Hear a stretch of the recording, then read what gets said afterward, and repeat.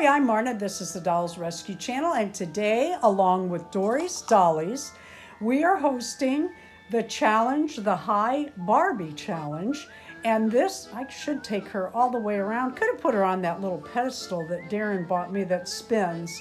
The Hi Barbie Challenge, costume, ball, or party. And this is my little Barbie in her beautiful little witch outfit. And I wanted to show you her before I added the hat because the lighting in here isn't great again today.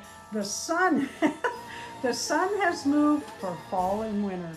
If you have a Barbie today dressed and ready for her costume ball or party, would you please let us know in the comments below so that I don't miss seeing your Barbie too. I want to add this little straight arm Barbie. We bought her at Dollar General years ago, riding our bikes down. We ride it's about 13-mile ride by the time we get home. And she is absolutely one of my favorite Barbies in my collection. Isn't that funny? How you just get attached to one doll. Thank you for watching.